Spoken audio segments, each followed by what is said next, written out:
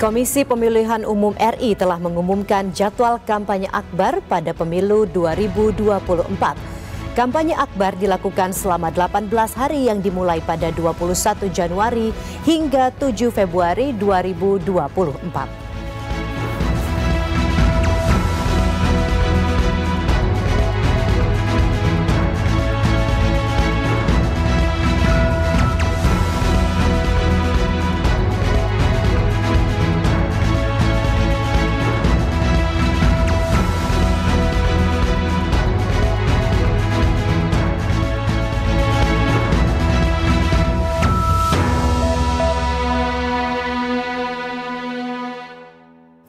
Selamat sore saudara, apa kabar Anda? Pada sore hari ini Pilihan Rakyat TVRI kembali hadir menjumpai Anda hari ini Kamis 18 Januari 2024. Sejumlah informasi terhangat seputar dinamika politik jelang pemilihan umum 2024 akan kami sampaikan untuk Anda selama 1 jam ke depan. Saya Anissa Larasati dan inilah Pilihan Rakyat selengkapnya.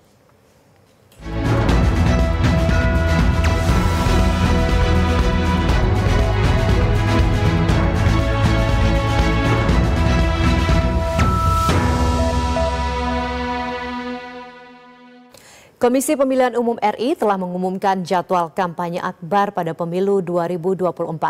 Penetapan jadwal kampanye tertulis pada Surat Keputusan KPU nomor 78 tahun 2024. Kampanye akbar sendiri akan dilakukan selama 18 hari yang dimulai pada 21 Januari hingga 7 Februari 2024. Komisi Pemilihan Umum Republik Indonesia atau KPU RI menetapkan jadwal kampanye akbar atau Rapat Umum Pemilu 2024 akan berlangsung mulai 21 Januari hingga 7 Februari 2024 mendatang. Penetapan jadwal kampanye akbar ini tertuang dalam keputusan KPU nomor 78 tahun 2024. Komisioner KPU Agus Melas mengatakan, KPU menetapkan 3 zonasi yang menjadi tempat kampanye masing-masing pasangan calon presiden, calon wakil presiden. Melas juga menyebut masing-masing pasangan capres-cawapres akan mengisi kampanye di zona yang sudah ditetapkan secara bergantian. 3 zona yang dimaksud KPU adalah zona A yang terdiri dari 13 provinsi, kemudian zona B 13 provinsi, dan terakhir zona C dengan 12 provinsi. Adapun KPU juga menetapkan jadwal kampanye akbar pada 8 Februari hingga 10 Februari. Pada 8 Februari, Anies Baswedan Caimin kampanye di Jawa Barat, Prabowo Subianto Gibran Rakabuming Raka kampanye di Jawa Tengah, sementara Ganjar Pranowo Mahfud MD kampanye di Jawa Tengah.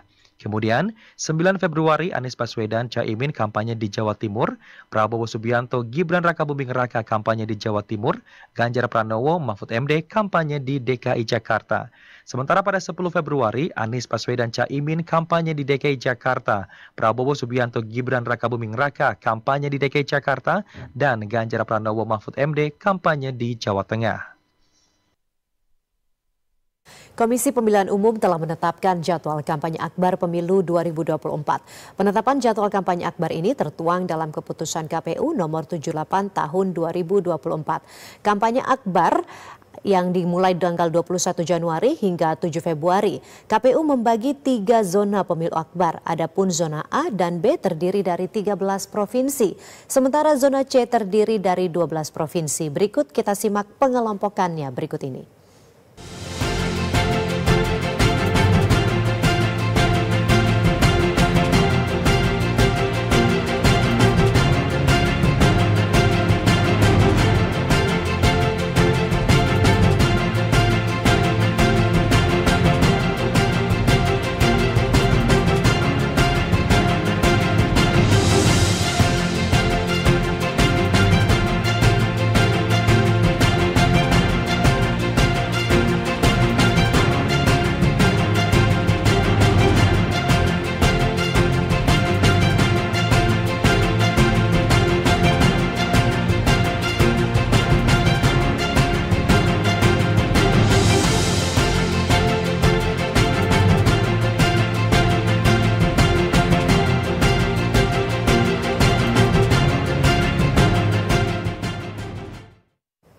Ketua Badan Pengawas Pemilu RI Rahmat Bagja mengungkapkan adanya puluhan pelanggaran netralitas yang dilakukan oleh aparatur sipil negara ASN dan Tentara Nasional Indonesia TNI selama pemilu berlangsung.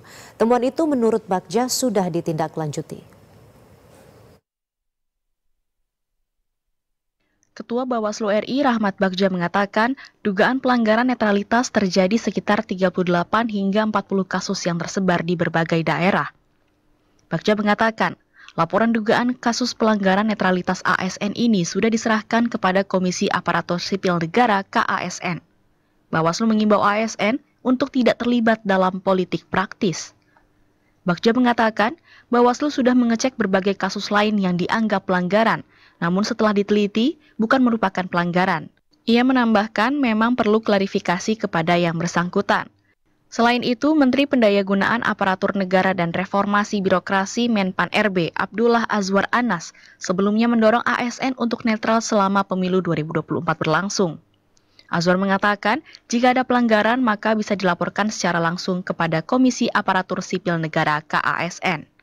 Azwar mengatakan akan memonitor segala tindakan pelanggaran ASN di masa pemilu. Ia akan menindaklanjuti setiap pelanggaran yang masuk. Kapten Timnas Amin Syaugi Alaidrus menyesalkan tindakan penurunan tayangan iklan videotron Capres nomor urut 1 Anies Baswedan di wilayah Bekasi dan Jakarta. Meski begitu, Syaugi memastikan Timnas Amin tak akan melaporkan peristiwa tersebut ke Bawaslu lantaran pemasangan videotron sama sekali tak terafiliasi dengan Timnas Amin. Siap ya? Kapten Timnas Amin Marsikal TNI Purnawirawan M. Syaugi Alaidrus menyesalkan tindakan penurunan atau take down tayangan iklan videotron Capres nomor urut 1 Anies Baswedan di wilayah Bekasi dan Jakarta. Syaugi mengatakan iklan videotron Capres nomor urut 1 Anies Baswedan merupakan inisiatif dari masyarakat yang secara sukarela memasang iklan tersebut. Jadi ini adalah partisipasi masyarakat ya dari apa itu? K-pop, netizen atau apalah namanya itu kan. Jadi mereka ini berkeinginan untuk mendukung. Jadi tadi saya sampaikan bahwa kita tidak terafiliasi. Jadi kita tidak mengerti itu. Tetapi kita lihat pertama kita berterima kasih urusan itu bahwa mereka ada yang mendukung. Jadi perkara laporan itu nanti dari pihak mereka, bukan dari tim nasional. Sementara itu, Ketua Tim Hukum Nasional Timnas Amin Ari Yusuf Amir mengatakan, Tim Hukum Nasional Timnas Amin telah menawarkan advokasi atas peristiwa tersebut, namun pihak pemasang menolak untuk didampingi. Meski begitu, Tim Hukum Nasional Timnas Amin mencatat peristiwa tersebut sebagai pelanggaran. Jadi memang mereka tidak ingin kita dampingin, kita untuk melaporkan, sudah komunikasi, tapi ini kami catat sebagai pelanggaran. Sebelumnya, pasangan Anies Muhaimin disebut mendapat dukungan sukarela dari @anisbubble dan @allproject berupa tayangan videotron di Bekasi dan Jakarta. Namun setelah tayang beberapa jam, videotron tersebut dikabarkan tidak berlanjut meski penayangannya dijadwalkan selama sepekan ke depan. Dari Jakarta, Rahmat Wijaya melaporkan. Kapten Timnas Amin M. Syaugi Alaidrus mengaku siap menghadapi debat keempat Pilpres 2024 yang digelar pada hari Minggu 21 Januari. Isu lingkungan bakal diangkat Cawapres nomor urut 1 Muhaimin Iskandar alias Caimin, yakni terkait climate changes atau perubahan iklim yang berkaitan dengan isu lainnya seperti ketahanan pangan. Siap ya? Kapten Timnas Amin Marsikal TNI Purnawirawan M. Syaugi Alaidrus mengaku telah melakukan persiapan untuk menghadapi debat keempat Pilpres 2024 yang digelar pada hari Minggu mendatang. Syaugi mengatakan, tim debat dari paslon nomor urut 1 Anies Muhaimin telah mempersiapkan dengan baik semua persoalan yang menyangkut topik debat, mulai dari sumber daya, energi, lingkungan hidup, pangan, agraria, serta masyarakat adat dan desa. Adapun isu lingkungan yang akan diangkat Cawapres nomor urut 1 Muhaimin adalah terkait perubahan iklim yang berkaitan dengan isu lainnya seperti ketahanan pangan. Kita sebagai Timnas, ada tim debatnya sudah mempersiapkan dengan baik ya. Semua persoalan-persoalan topiknya sumber daya, energi dan segala macam itu sudah kita bahas semua. Mudah-mudahan nanti hari Minggu sudah kita bisa lakukan dan nanti masyarakat bisa menonton apakah gayanya tetap atau berubah. Nah, ini kan seru ini kan. Jadi nanti kita lihat bagaimana hari Minggu malam itu mudah-mudahan pasangan 01 khususnya Gus Muhaimin dapat melakukan debat ini dengan baik dan benar. Diketahui debat keempat merupakan debat yang diperuntukkan bagi Cawapres. Debat tersebut rencananya akan digelar di JCC Senayan pada hari Minggu mendatang. Dari Jakarta Pusat, Rahmat Wijaya melaporkan. Ketua Badan Pengawas Pemilu Republik Indonesia, Rahmat Bagja, menanggapi video aksi pemberian stempel tersangka penusukan pohon pada poster calon legislatif yang viral di berbagai platform media sosial. Pemasangan alat peraga kampanye dengan cara dipaku di pohon melanggar aturan kampanye PKPU. Bawaslu RI akan berkoordinasi dengan Satpol PP untuk menindak APK yang melanggar. Ketua Bawaslu RI Rahmat Bagja mengatakan, pemasangan alat peraga kampanye dengan cara dipaku di pohon melanggar aturan kampanye yang telah termuat dalam peraturan Komisi Pemilihan Umum PKPU. Bagja memastikan Bawaslu akan berkoordinasi dengan Satpol PP tingkat daerah untuk menindak APK yang melanggar. Dalam PKPU itu tidak boleh nempel atau memasang paku. Dulu kan kesepakatannya nggak tidak boleh dipaku itu. Nah kemudian sekarang dilarang, oke. Kalau dilarang maka penurunannya oleh KPU secara PPK seharusnya menurut Undang-Undang 7 tahun 2017. Tapi kami melakukan ini banyak hal dengan bekerja sama koordinasi dengan Satpol PP. Sebelumnya, video aksi pemberian stempel tersangka penusukan pohon pada poster calon legislatif viral di berbagai platform media sosial. Dalam video tersebut, sejumlah poster dan baliho caleg yang terpasang di pohon disemprot dengan piloks yang bertuliskan tersangka penusukan pohon. Dari Jakarta Pusat, Rahmat Wijaya melaporkan. Dan saudara, untuk mengetahui informasi mengenai tanggapan Wali Kota Medan Bobi Nasution pasca video viral dirinya berjoget dengan simbol jari paslon tertentu, kita telah terhubung dengan reporter Azril Nasution langsung dari Medan, Sumatera Utara. Azril, silahkan dengan informasi selengkapnya. Ya, selamat sore Laras dan juga pemirsa. Benar sekali, Wali Kota Medan Muhammad Bobi Afif Nasution kini viral di berbagai media sosial berkat video joget gemoy ala Capres nomor urut 2 Prabowo Gibran bersama sang istri Kahiyang Ayu.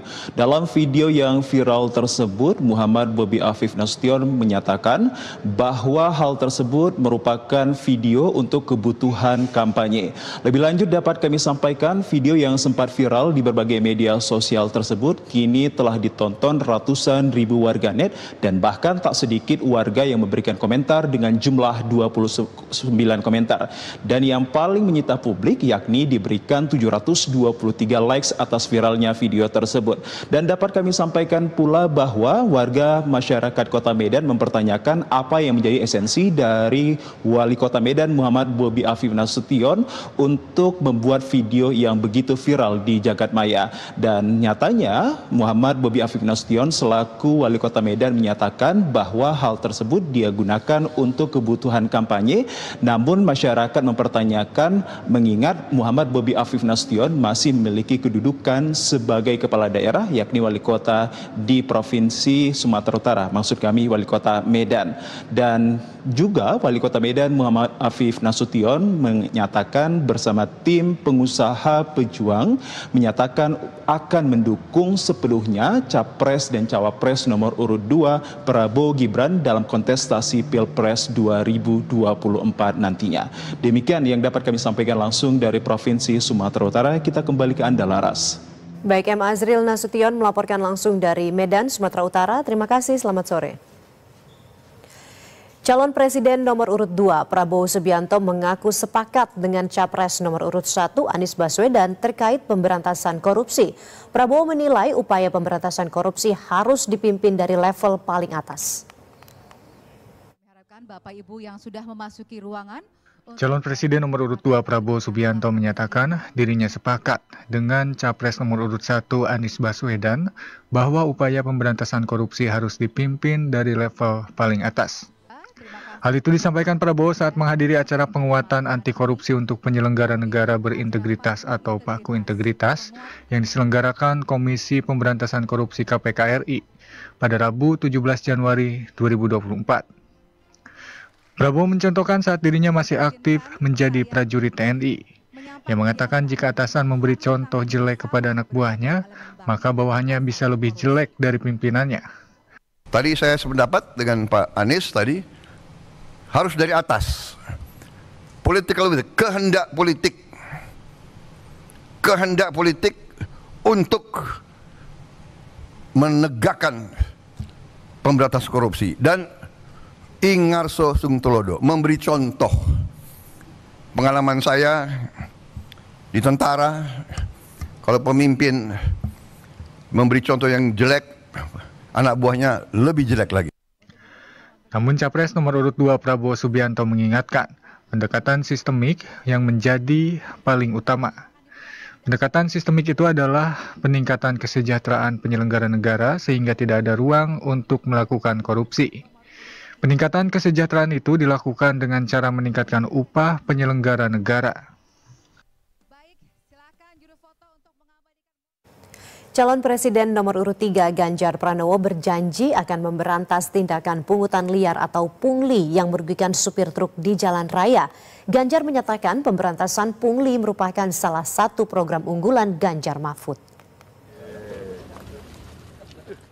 Calon Presiden nomor urut 3 Ganjar Pranowo berjanji akan memberantas tindak pungutan liar pungli yang merugikan para supir truk di jalan raya. Hal tersebut disampaikan Ganjar saat bertemu perwakilan paguyuban sopir truk di Terminal Bus Kota Limpung, Kabupaten Batang, Jawa Tengah. Ganjar menyatakan komitmen memberantas pungli tersebut dimasukkan paslon Ganjar Mahfud dalam 21 program unggulan Ganjar Mahfud di Pilpres 2024. Sebagai bentuk pencegahan kembali maraknya tindakan pungli, Capres Ganjar Pranowo meminta supir truk dan bus untuk menaati peraturan di jalan raya, termasuk soal over dimension overload atau odol yang kerap ditemukan. Untuk seluruh pemangku kepentingan di jalan raya, penegak hukum, dengarkanlah suara mereka. Nah, saya titipkan, oke, punglinya kita berantas, tapi Anda jangan odol ya, jangan over dimensi, overload gitu, agar di jalan raya selamat, dirinya selamat, masyarakat selamat, jalan tidak rusak dan sebagainya. Meskipun tadi ada masukan, buat regulasinya diperbaiki.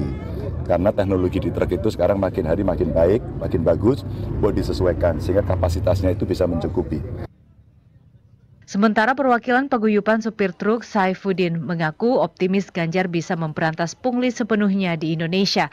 Ia juga berharap Ganjar Mahfud dapat merevisi sejumlah peraturan dan regulasi yang menyulitkan para pengemudi truk agar kesejahteraan para supir bisa meningkat. Calon Presiden nomor urut 3 Ganjar Pranowo menemui ratusan buruh pelintingan tembakau di PT Sari Tembakau Harum di Cepiring, Kabupaten Kendal, Jawa Tengah. Ganjar Pranowo mendukung replikasi perusahaan inklusi di seluruh Indonesia untuk menciptakan iklim industri yang setara. Calon Presiden Ganjar Pranowo langsung disambut hangat dan meriah oleh ratusan buruh pelintingan tembakau setibanya di lokasi pabrik di Kendal, Jawa Tengah. Ganjar mengaku bersyukur bisa disambut hangat oleh ratusan buruh tembakau di sana. Ganjar Pranowo mengapresiasi pabrik tembakau tersebut dikarenakan sebagian besar pekerjaannya adalah para perempuan. Ganjar pun mengapresiasi para perempuan tangguh yang telah bekerja dan menjadi tulang punggung bagi keluarga mereka. Mantan Gubernur Jawa Tengah itu menilai pentingnya kesetaraan dan terciptanya lingkungan kerja yang inklusif. Ia berharap kesetaraan yang ada di perusahaan ini dapat menginspirasi perusahaan-perusahaan lainnya untuk melakukan hal serupa. Inspirasi yang bisa diberikan kepada perusahaan-perusahaan yang lain, termasuk sebenarnya di pemerintah juga, agar makin inklusi, sehingga mereka yang berkebutuhan khusus bisa bekerja dengan nyaman, dengan aman. Maka penting kiranya inspirasi ini untuk bisa ditiru yang lain, sehingga kesetaraan atau hak untuk bisa mendapatkan pekerjaan tidak lagi tersekat-sekat, dan betul-betul sekali lagi mesti inklusi, dan prakteknya ada di sini salah satu. Ya. Ganjar Pranowo juga memberikan pesan penting kepada buruh tembakau jelang pemilihan presiden 2024 yang akan digelar pada 14 Februari. Ganjar Pranowo meminta semua pihak untuk menjaga ketertiban, perasaan, dan tidak perlu ikut menyebarkan berita bohong di masa pemilu 2024. Menurutnya, semakin dekat dengan hari pencoblosan pada 14 Februari 2024, intensitas hoax alias berita bohong dan kampanye hitam yang memancing emosional masyarakat akan banyak muncul.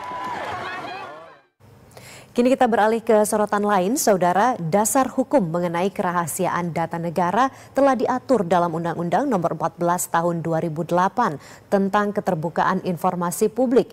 Aturan mengenai kerahasiaan informasi itu tercantum dalam pasal 17 huruf C yang menyebut informasi yang dikecualikan adalah yang membahayakan pertahanan dan keamanan negara. Berikut ini merupakan bunyi pasal tersebut.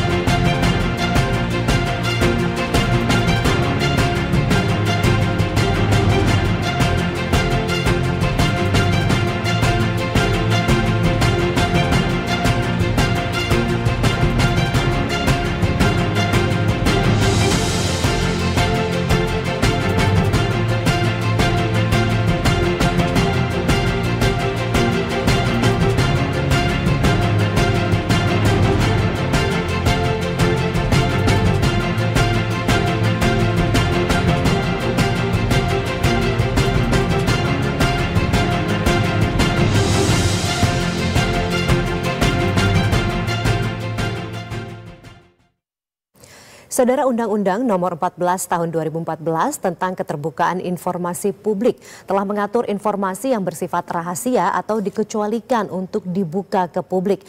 Ada beberapa informasi yang wajib dijaga dan dilindungi, antara lain strategi, intelijen, operasi dokumen, gambar dan data pangkalan militer, serta kemampuan militer. Pedoman hukum ini hadir untuk menghindari terjadinya pelanggaran hak masyarakat atas informasi sekaligus jaminan agar keterbukaan tidak merugikan.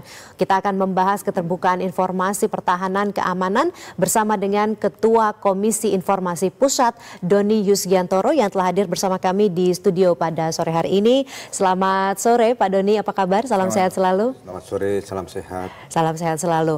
Baik Pak Doni, sebetulnya seperti apa batasan rahasia negara dan bagaimana sebetulnya batasan yang rahasia dan yang tidak?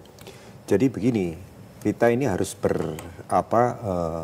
mengacu kepada undang-undang kita dulu ya. Ada Undang-Undang Nomor 14 Tahun 2008, ada PP-nya, dan kami pun juga mengatur di Perki namanya, Peraturan Komisi Informasi. Ya, jadi tugas kami sebagai Komisi Informasi Pusat ya, Republik Indonesia ini ada dua, yaitu membuat standar layanan informasi publik dan menyelesaikan sengketa informasi. Dua ini penting. Yang ditanyakan tadi, apakah ini termasuk rahasia negara atau tidak? Ya, biasa. Ya, kita selalu dalam standar layanan informasi publik meminta kepada badan publik, ya termasuk kementerian, ada 7 kategori badan publik termasuk kementerian itu untuk memberikan daftar informasi yang dikecualikan. Gitu. Jadi kalaupun masyarakat publik ingin tahu, kami buka dulu kesempatan kepada publik untuk menanyakan kepada kementerian terkait. Ya. Kan rahasia negara ini banyak. Dan persepsi rahasia negara itu kan dari publik dan dari sisinya badan publik akan lain. Gitu. Berbeda. Ya, makanya kami dengan standar layanan informasi publik itu kami menyampaikan kepada badan publik, buat standar layanan informasi publik. Mana yang informasi terbuka? Informasi terbuka itu ada informasi berkala, ada serta-merta, ada setiap saat, dan ada informasi yang dikecualikan tadi pasal 17C untuk masalah pertahanan negara. Kemudian dari situ, mana publik yang diminta, yang dimaksud rahasia negara yang mana? Kan banyak itu rahasia negara. Diminta kepada badan publiknya dulu, ya kami sudah punya standar layanannya yang kami sampaikan. Kemudian dari situ apabila publik tidak puas, publik bisa meregistrasi ke Komisi Informasi Pusat dan Komisi Informasi seluruh Indonesia. Supaya dipanggil nanti badan publiknya sama publiknya, kita panggil, kita lihat. Gitu. Baik, berarti sebetulnya masing-masing badan publik ini memiliki acuan yang cukup berbeda begitu ya, selain dengan undang-undang tadi begitu ya. Lantas sebetulnya Pak Doni, bagaimana publik dapat mengakses informasi atau dapat mengetahui misalnya seperti anggaran begitu ya, anggaran kementerian, anggaran publik atau anggaran negara yang kita tahu bahwa anggaran negara ini didapat dari pajak masyarakat begitu ya, digunakan sebaik-baiknya begitu atau tidak ada penyelewengan di sana. Jadi seperti tadi saya sampaikan, jenis informasi itu kan ada informasi terbuka. Informasi terbuka itu ada informasi berkala. Di informasi berkala itu apa sih isinya informasi berkala? Di undang-undang kami jelas yang namanya informasi terbuka dan harus disampaikan kepada publik setiap 6 bulan sekali misalnya berkala, itu isinya mengenai misalnya profil badan publik, program dan kegiatan yang akan dilakukan oleh badan publik, ya, termasuk anggaran. Ya, termasuk anggaran yang disediakan untuk menunjang kegiatan tadi, ya, kegiatan dan menunjang program dan menunjang kebijakannya kementerian. Kemudian informasi setiap saat itu isinya apa saja? Informasi setiap saat itu isinya ya peraturan, ketentuan, gitu kan, struktur organisasi dan tata kelola lembaga, sudah semua diatur di situ.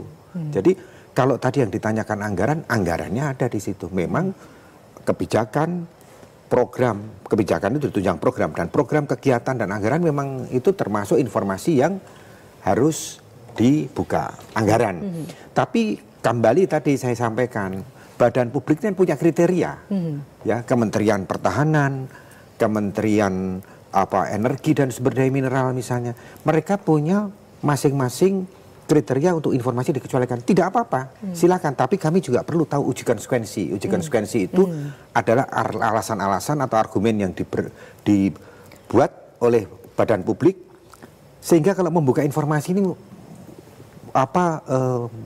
tidak banyak manfaatnya, banyak mudaratnya lah, kurang lebihnya itu. Nah, kami di penyelesaian sengketa informasi akan mendalami itu. Baik, menarik Pak. Berarti dalam setiap informasi juga ada yang namanya uji konsekuensi begitu ya, untuk memastikan bagaimana informasi ini akan diterima atau dipersepsikan oleh publik begitu ya, jika disebarluaskan kepada publik. Menurut pengamatan sejauh ini dari pengamatan Komisi Informasi Pusat, apakah sampai dengan saat ini atau selama ini publik sudah mendapatkan informasi sesuai dengan haknya? Jadi begini, kalau yang menilai itu biarkan publik yang menilai. Kami tidak bisa menilai publik itu puas atau tidak ya dengan kinerja Komisi Informasi.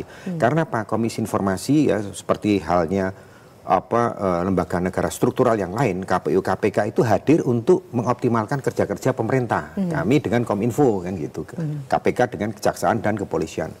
Tapi sejauh ini ya putusan-putusan yang dihasilkan dari sidang informasi itu ya selalu ya tidak banyak dikomplain, baik oleh badan publik maupun oleh publik. Ya. Misalnya putusan mengenai surat hak guna bangunan yang tadinya itu merasa kok susah ditutup dan sebagainya. Setelah dibuka, masyarakat publik ya merasa itu ada gunanya, gitu. Ya. Jadi saya pikir kami juga ekstra hati-hati, ya, karena ini menyangkut persepsi. Ya, persepsi badan publik, persepsi publik, dan kami harus ada di tengah. Kami harus memutuskan sebaik-baiknya, walaupun putusan kami juga bisa digugat, makanya kami harus hati-hati. Gitu. Bisa digugat oleh badan publik maupun bisa digugat oleh publik.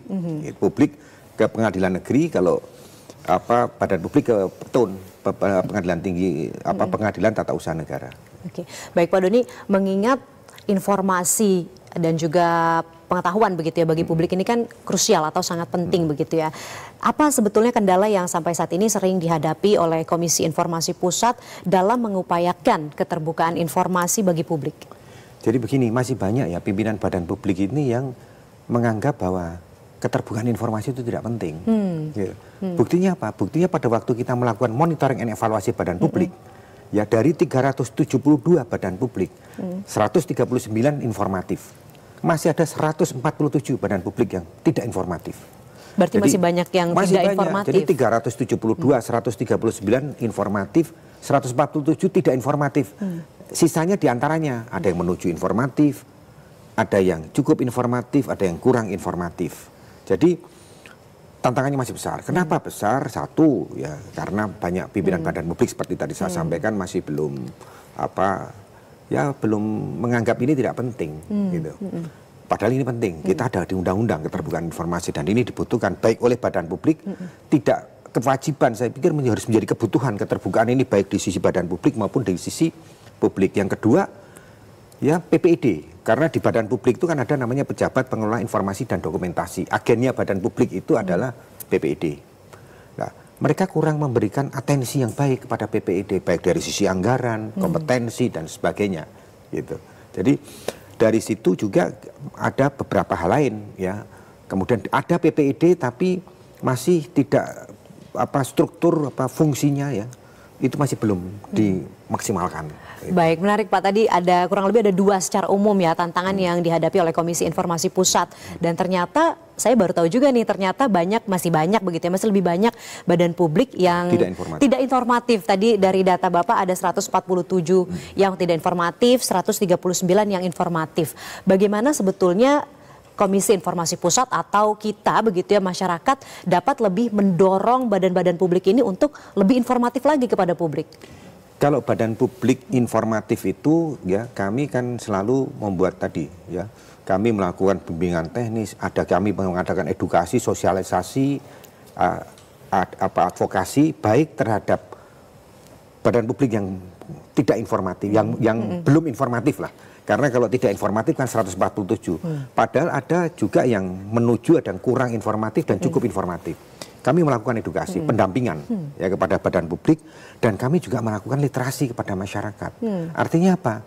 Artinya ya masyarakat itu boleh meminta informasi, tapi informasi mau digunakan sebagai apa? Kan tidak boleh hanya meminta informasi tapi penggunaannya nggak jelas, ya kan? Nah, ini literasi kedua-duanya kita. Selain itu kita melakukan apa? Selain pendampingan tadi engagement. Engagement itu ya ke hubungan kami dengan badan publik, dan publik ini harus kami eratkan gitu. Selain kami juga perlu masuk ke promotif ya, kebijakan-kebijakan yang tidak hanya informasi publik, yang informasi yang sudah dihasilkan, dikelola, disimpan, tapi kami juga masuk di promotif, tidak hanya di preventif dan kuratif, tapi di promotif. Jadi kami mengawal juga.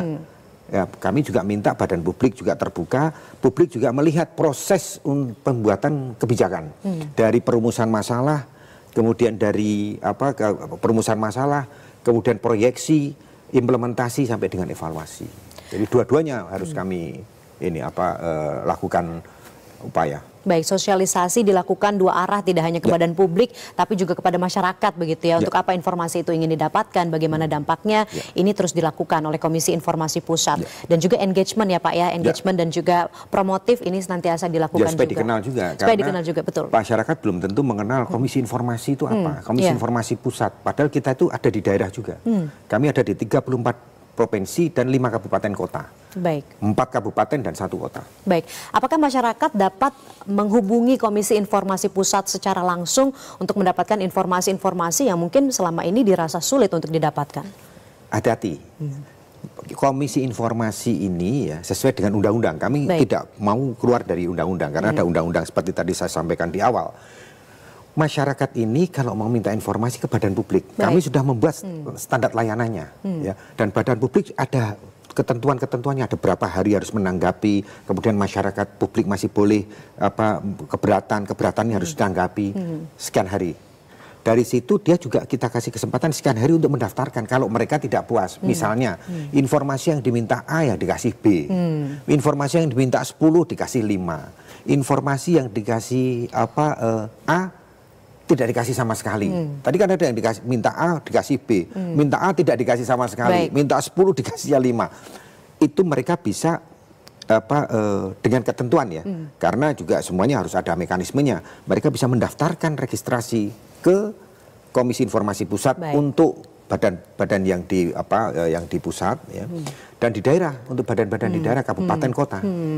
Baik, berarti pertama informasi tetap didapatkan dari badan publik terlebih dahulu. Apabila informasi yang telah didapatkan masih tidak memuaskan, masyarakat dapat melakukan registrasi atau pelaporan kepada Komisi Informasi Pusat begitu ya. Dan kami memanggil dua-duanya nanti. Nah, akan dipanggil dua-duanya, baik dari masyarakat dan juga dari badan publiknya itu sendiri. Ya. Dan juga bagaimana sebetulnya cara untuk melakukan pelaporan atau registrasi kepada Komisi Informasi Pusat, baik yang di daerah ataupun di pusat begitu ya. Apakah mendatangi langsung kantornya atau ada via online-nya? Bisa mendatangi secara offline dan bisa secara online. Baik. Jadi tapi yang harus dipastikan bahwa ya harus sesuai dengan ketentuan-ketentuannya. Mereka harus ke badan publik. Kemudian dari bantahan atau tanggapan terakhir ya dari publik yang tidak puas ke badan publik itu harus sekian hari ya, misalnya 10 hari kerja. Baik. Jangan lebih dari itu masuk ke kami begitu. Lah dari situ kami akan kita proses ya, kita panggil, kita ada panggilan sidang, kemudian kita juga ada putusannya nanti. Putusan kita pertama kita lihat apakah informasinya informasi terbuka atau tertutup. Kadang-kadang ada yang mengatakan tertutup tapi tidak yakin ini tertutup kayak gitu kan. Nah itu apa kami dalami dalam sidang sengketa informasi. Baik, ini Komisi Informasi Pusat hadir begitu ya, untuk baik untuk masyarakat dan juga untuk badan publik pastinya terkait dengan keterbukaan informasi. Terakhir, Pak Doni singkat saja, apa harapannya terkait dengan keterbukaan informasi bagi publik dan juga bagi badan publik? Kalau bagi badan publik dan publik ya, kita ini ya informasi ini ya, ancaman yang paling besar sekarang itu bukan ancaman militer, bukan ancaman yang lain-lain, tapi ancaman informasi. Baik. Jadi ketahanan informasi kita harus baik. Ketahanan informasi yang baik ini ya menuntut ya masyarakatnya informatif, badan publiknya juga informatif. Ini tidak hanya badan publik yang informatif seharusnya, masyarakatnya juga informatif karena banyak juga badan publik yang tidak tahu informasi dari masyarakat. Nah, kami ini di tengah. Jadi kami ingin memastikan bahwa penetrasi badan publik ke masyarakat itu bagus kalau informasinya bagus. Kalau informasinya bagus, informasi-informasi apa yang belum badan publik tahu akan disampaikan oleh masyarakat. Karena apa? Jangan sampai informasi seperti tadi saya sampaikan kan ujungnya itu untuk membuat satu kebijakan. Jangan sampai membuat kebijakan yang tidak dibutuhkan karena informasinya kurang gitu dari masyarakat. Oke, baik, terima kasih, menarik sekali Pak bahwa saat ini ketahanan yang harus kita jaga yaitu adalah ketahanan informasi yang baik.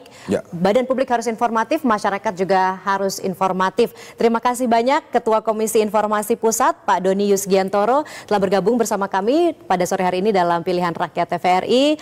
Salam sehat selalu Pak, semoga Indonesia akan semakin menjadi negara yang informatif begitu ya, dan juga baik masyarakat maupun dari badan publiknya. Sekali lagi terima kasih telah hadir bersama kami dalam Pilihan Rakyat TVRI. Dan saudara, Pilihan Rakyat TVRI masih akan kembali usai jeda berikut. Tetaplah bersama Pilihan Rakyat.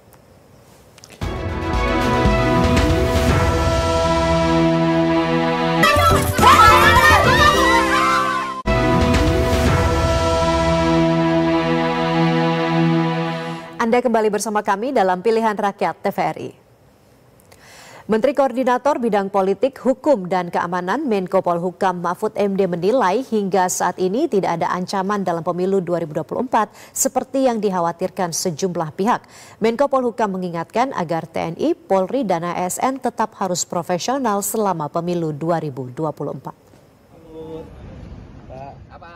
Menteri Koordinator Bidang Politik, Hukum, dan Keamanan atau Menko Polhukam Mahfud MD menjelaskan telah mengikuti perkembangan pemilihan umum di Indonesia sejak tahun 1971. Menko Polhukam Mahfud MD menilai berbagai pergolakan yang terjadi selama pesta demokrasi merupakan hal biasa. Menko Polhukam mengingatkan yang terpenting adalah jajaran TNI dan Polri beserta aparatur sipil negara atau ASN berlaku semaksimal mungkin dan profesional selama kontes pemilu 2024. Kalau saya biasa aja, saya sudah ikut pemilu sejak tahun 73, 71 pemilu saya sudah melihat dan setiap saat saya selalu mengikuti perkembangannya. Ya biasa aja pergolakan begitu, jadi tidak ada ancaman apa-apa. Yang penting polisi, TNI, ASN tetap profesional semaksimal mungkin. Menko Polhukam Mahfud MD mengatakan saat ini tidak ada ancaman dalam pemilu 2024 seperti yang dikhawatirkan sejumlah pihak. Diketahui, pemilihan umum akan digelar pada 14 Februari 2024. Pemerintah telah menetapkan tanggal 14 Februari, hari libur nasional. Jajaran Polres Rokan Hulu Provinsi Riau melakukan kegiatan cooling sistem pemilu damai terhadap pedagang dan masyarakat pengunjung pasar modern Pasir Pengairan.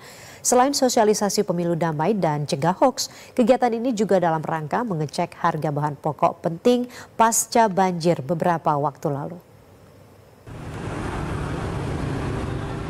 Kapolres Rokan Hulu AKBP Budi Setiono beserta jajaran dan polwan-polwan Polres Rokan Hulu melaksanakan kegiatan cooling sistem pemilu damai terhadap pedagang dan masyarakat pengunjung pasar modern Pasir Pengarayan.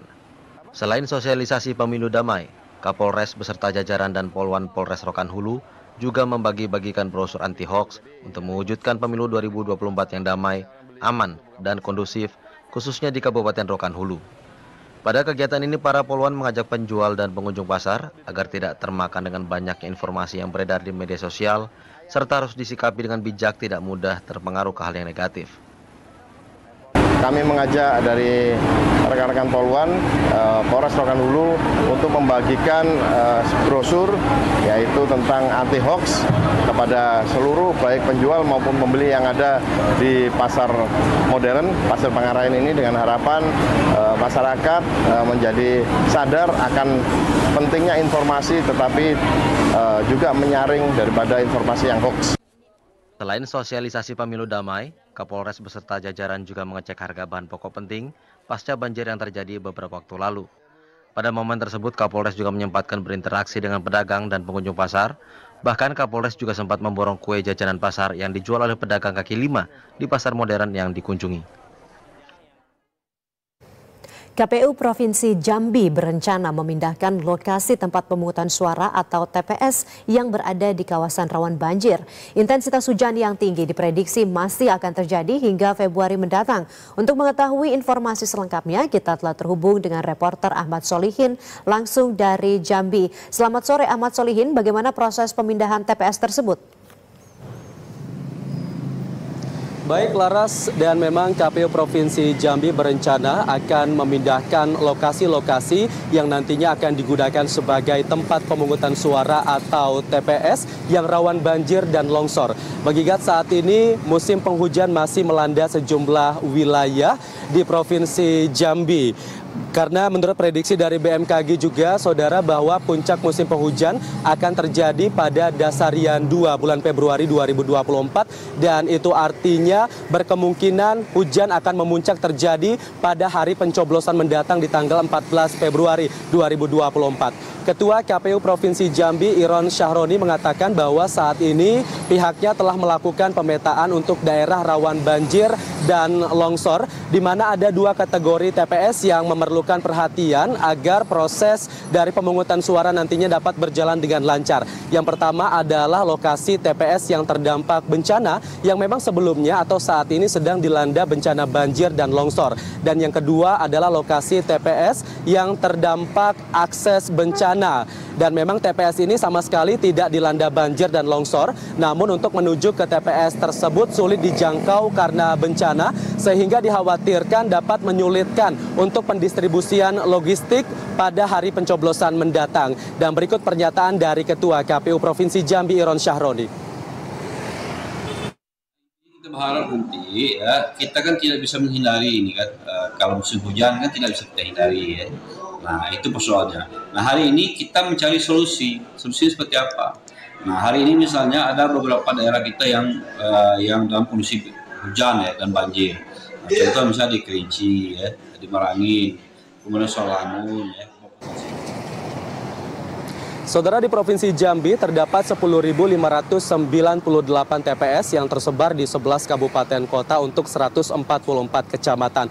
Pemetaan lokasi TPS yang terdampak bencana sebanyak 1.206 TPS yang tersebar di 466 desa dan kelurahan.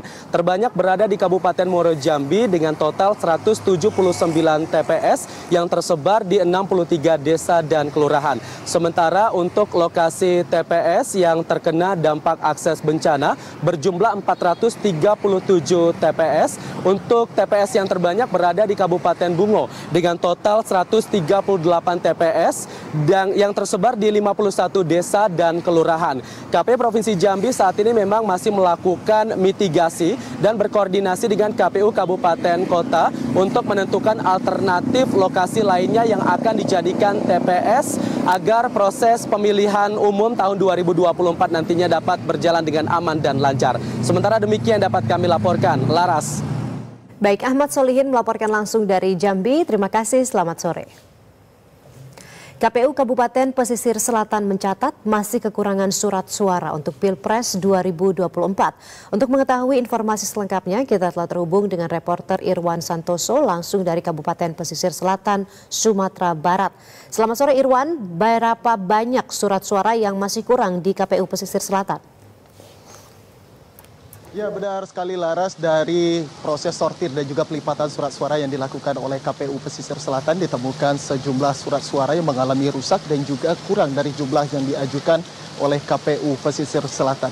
Salah satu contohnya yaitu untuk surat suara pemilihan presiden dan wakil presiden dari jumlah yang diajukan sebanyak 389.016 lembar surat suara. Saat ini KPU Pesisir Selatan mengalami kekurangan yaitu sebanyak 1.068 lembar surat suara. Tidak hanya untuk kekurangan dari jumlah pengiriman, namun KPU Pesisir Selatan juga menemukan sejumlah surat suara untuk pemilihan presiden dan wakil presiden yang mengalami kerusakan, yaitu sebanyak 71 lembar. Sehingganya untuk saat ini di Pesisir Selatan untuk surat suara presiden dan wakil presiden nantinya mengalami kekurangan sebanyak 1.139 lembar surat suara. Tidak hanya untuk kekurangan dari surat suara pemilihan presiden dan wakil presiden Laras, tetapi juga ditemukan kekurangan untuk DPD RI, yaitu sebanyak 389.000 yang dibutuhkan, namun kekurangan ditemukan sebanyak 1.290 lembar surat suara. Dan juga kerusakan kurang kirimnya sebanyak 964 lembar. Sehingga jumlah kekurangan yang dibutuhkan untuk DPD RI yaitu sampai saat ini dibutuhkan sebanyak 2.254 lembar surat suara. Sedangkan untuk surat suara DPRD Provinsi saat ini masih dilakukan penghitungan dan juga penyortiran oleh KPU Pesisir Selatan. Dan juga untuk KPU Pesisir Selatan menyikapi hal ini telah menyampaikan kepada KPU RI dan juga sesuai dengan surat edaran yang disampaikan bahwa untuk kekurangan surat suara ini harus dilaporkan paling lambat sebelum tanggal 21 Januari 2024. Namun saat ini memang KPU Pesisir Selatan tetap optimis nantinya untuk penggantian dan juga surat suara yang rusak akan segera dikirimkan pengganti oleh KPU RI, yaitu sebelum pelaksanaan pemilu nantinya pada 14 Februari 2024. Tentu hal ini diharapkan segera dapat diakomodasi oleh KPU RI sehingga tidak menghambat untuk pelaksanaan pemilu 2024 nantinya. Demikian Laras. Baik, pelaporan kekurangan surat suara dapat dilakukan paling lambat 21 Januari 2024. Irwan Santoso melaporkan langsung dari Sumatera Barat. Terima kasih, selamat sore. Komisi Pemilihan Umum melaporkan jumlah tempat pemungutan suara untuk pemilu 2024 sebanyak 823.220 titik. Jumlah tersebut terdiri dari 820.161 TPS dalam negeri dan 3.000 TPS luar negeri. Jawa Barat menjadi provinsi dengan jumlah TPS terbanyak, yakni 140.457 titik. Sementara itu jumlah TPS paling sedikit berada di Papua Selatan, yakni 1.770 titik. Kita simak informasi selengkapnya dalam grafis berikut ini.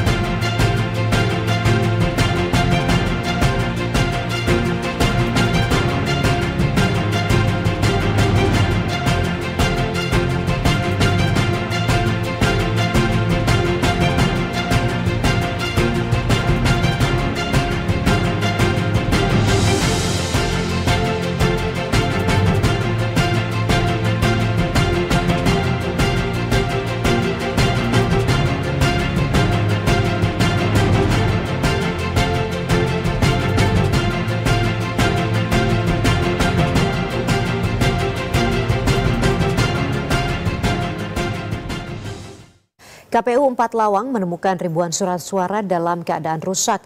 Informasi selengkapnya akan disampaikan reporter Atira Nurfatiah langsung dari 4 Lawang, Sumatera Selatan. Atira, silakan dengan informasi selengkapnya. Baik, terima kasih Laras. Dapat kami laporkan bahwa di Kabupaten 4 Lawang terdapat ribuan surat suara untuk Dewan Perwakilan Rakyat Daerah yang rusak. Kerusakan paling banyak untuk daerah pemilihan 4 yang meliputi Kecamatan Talang Padang, Ulu Musi dan juga Kecamatan Paiker. Diketahui surat suara untuk DPRD yang rusak di Dapil 1 sebanyak 75, Dapil 2 sebanyak 126 lembar, Dapil 3 sebanyak 44 dan di Dapil 4 ada sebanyak 1.145 lembar. Untuk jenis surat suara DPR RI, provinsi dan yang lainnya, sementara untuk kekurangan surat suara di Dapil 1 ada sebanyak 320 lembar, di Dapil 2 sebanyak 215 lembar, sedangkan di Dapil 4 sebanyak 766 lembar. Memang hanya di Dapil 3 yang surat suaranya berlebih namun tidak banyak, yakni hanya 10 lembar. Lalu untuk setiap dapil membutuhkan surat suara cukup banyak, yakni untuk Dapil 1 butuh surat suara sebanyak 51.055, Dapil 2 sebanyak 52.199, Dapil 3 sebanyak 57.673, dan di Dapil 4 sebanyak 43.597 lembar. Dan berikut ini liputan wawancara kami bersama Ketua KPU 4 Lawang, Eskan Budiman. Itu rata-rata ada temuan kita surat suara yang rusak, dan itu berita acaranya sudah kita buat dan nanti sesuai dengan waktunya akan kita upload di Silog dan akan kita laporkan ke KPU RI melalui KPU Provinsi untuk segera kita minta untuk diganti surat suara tersebut. Ya, dalam keseluruhan di angka 2000-an, besar keseluruhan dari seluruh surat suara. Ya, baik Laras dan juga pemirsa, tentu surat suara yang rusak akan segera dimusnahkan dan pihak KPU 4 Lawang juga telah melaporkan kerusakan dan kekurangan ke KPU Provinsi dan nantinya akan diteruskan ke KPU RI. Demikian informasi yang dapat kami sampaikan. Saya Atira dan Juniawan selaku juru kamera mengabarkan. Kembali ke Laras di Studio Jakarta. Atira Nurfatiah melaporkan langsung dari 4 Lawang, Sumatera Selatan. Terima kasih, selamat sore. Saudara, Komisi Pemilihan Umum Kediri kekurangan ribuan surat suara. Informasi selengkapnya akan disampaikan reporter Shima Perwila langsung dari Jawa Timur. Shima, silakan. Ya Laras, seperti yang kita ketahui bersama bahwa proses pemilihan umum 2024 saat ini memang sedang memasuki tahapan sortir dan juga lipat. Dan dalam proses ini KPU Kota Kediri mengalami kekurangan surat suara dikarenakan pada proses ini ditemukan sebanyak 3.756 surat suara yang rusak. Dan surat suara yang rusak sendiri ini terdiri dari 2.200 surat suara DPR tingkat provinsi, kemudian untuk DPR RI ada sebanyak 724 surat suara, sementara itu 665 surat suara untuk DPRD Kota, dan selanjutnya untuk DPD sendiri ada sebanyak 156 surat suara. Dan untuk kerusakan sendiri, saudara, bermacam-macam dikarenakan karena satu, blurnya atau buramnya foto dari calon legislatif, kemudian ada noda hitam dalam surat suara, serta ada surat suara yang robek. Dan kami informasikan juga, saudara, memang KPU Kota Kediri ini sendiri telah mempekerjakan 100 orang dalam proses sortir dan juga lipat, dan diperkirakan akan selesai pada 3 hingga 5 hari mendatang. Dan untuk mengetahui bagaimana kejelasan kekurangan surat suara di KPU Kota Kediri, berikut kita dengarkan sama-sama pernyataan dari Muhammad Wahyudi selaku komisioner KPU Kota Kediri. Kami menemukan total sekitar 3.000-an surat suara yang kita kategorikan rusak. Yang mana kerusakannya itu ada yang proses pencetakannya kurang sempurna, ada noda tinta di kotaknya peserta pemilu, ataupun karena sobek, dan beberapa kerusakan yang lain. Gitu. Terkait dengan jumlah surat suara yang memang karena adanya proses sortir lipat ini, itu akhirnya kita juga kekurangan.